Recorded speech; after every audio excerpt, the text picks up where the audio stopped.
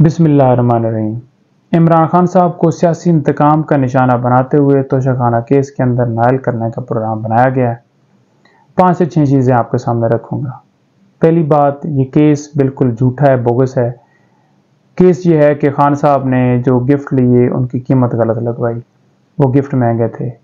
خان صاحب نے وہ قیمت غلط نہیں لگوائی، نہ ہی وہ وزیر اعظم غلط قیمت لگاتا ہے، بلکہ وہ قیمت ایک پراپر پروسیس ہوتا ہے۔ ایف بی آر کے پینل کے لوگ، کیبنٹ سے وہ سارا پروسیس ہو کر وہ ایم ایس جو ہے وہ لے کے آتے ہیں پی ایم کے پاس کہ یہ چیز آپ نے لینی ہے تو لیں، نہیں لینی تو وہ توشہ خانہ میں چلی جاتی ہے۔ تو لہٰذا وہ جو اسیسمنٹ ہے وہ وزیر اعظم نہیں لگاتے۔ دوسرا یہ کہتے ہیں جی کہ آپ نے وہ گفٹ بیچ دیے، آپ نے وہ گفٹ جو ہے وہ آگے گفٹ کر دیے۔ تو جس کا گفٹ ہوتا ہے وہ پیسے دے کے اگر کوئی چیز لیتا ہے، وہ بیچے یا گفٹ کرے، آپ کو کیا ہے اس میں؟ اچھا، یہ تو پہلو رہ گیا کیس کے حوالے سے۔ اب تھوڑی سی اس سے ہٹ کر 2-3 چیزیں 4 بتانا چاہوں گا۔ وہ یہ، پہلی بات، اس کیس کے اندر جج ہمایوں دلاور صاحب کے پاس ہم نے درخواست دی کہ آپ اس کیس کی سماعت نہ کریں، کیونکہ آپ نے جو 2 درخواستیں اس سے پہلے تھیں ان پہ جو فیصلہ دیا ہے اس سے خان صاحب کو جو ہے آپ پہ ٹرسٹ نہیں ہے، تو وہ آپ سے اس کیس کو سنوانا نہیں چاہتے۔ لیکن وہ نہیں کیا گیا، بلکہ وہ درخواست خارج کر دی گئی۔ ساتھ ہی ایک درخواست جو ہے ہائی کورٹ کے اندر بھی پینڈنگ ہے، ٹرانسفر اپلیکیشن، کہ جج ہمایوں دلاور صاحب سے یہ کیس جو ہے وہ ٹرانسفر کیا جائے، لیکن وہاں پہ نوٹس ہونے کے باوجود نیچے والے جج جو ہیں چلائی جا رہے ہیں۔ اخلاقی طور پر یہ بنتا ہے کہ جب کسی جج کے خلاف درخواست آ جاتی ہے تو وہ فوراً اس کیس سے خود کو علیحدہ کر لیتا ہے، لیکن یہاں پر نہیں ہو رہا۔ سپریم کورٹ کے ججز انہوں نے خود کو کیسز سے علیحدہ کر لیا، لیکن یہ آئی تھنک سپریم کورٹ سے بھی خود کو اوپر سمجھ رہے ہیں۔ دوسری بات یہ کہ چھٹیاں ہیں، چھٹیوں کے اندر یہ معاملہ لگایا گیا ہے۔ چھٹیوں کے اندر ٹرائل نہیں چلتے، چھٹیوں کے اندر صرف اور صرف بیلز چلتی ہیں، یعنی کہ ارجنٹ نوعیت کے معاملات ہوتے ہیں۔ تو اسے آپ دیکھ لیں کہ کس طرح سے اس کیس کے اندر یک طرفہ کارروائی کر کے فیئر ٹرائل کا موقع نہیں دیا جا رہا۔ تیسرا، آج جمعہ تھا، جمعے والے دن پورا دن کیس چلتا رہا ہے۔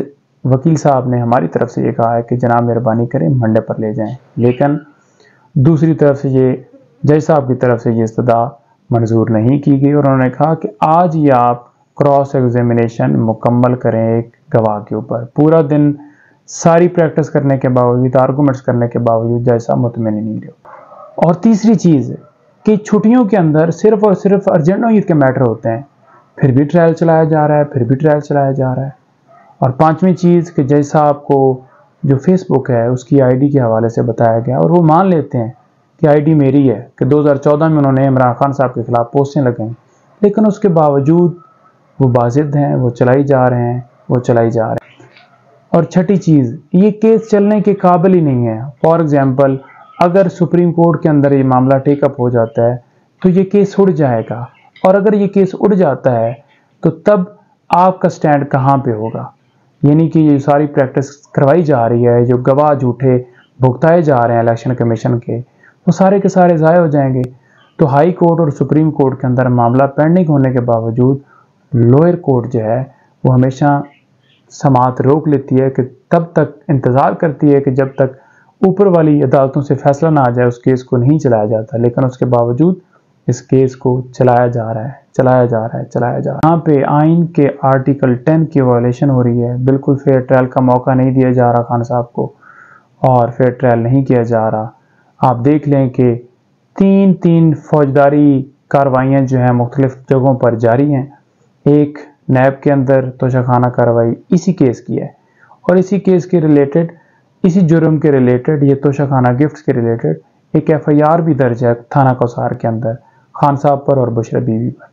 اور تیسری یہ الیکشن کمیشن کی کمپلینٹ جو کہ بغیر سماعت کے جاری ہے۔ تو یہ ہے صورتحال۔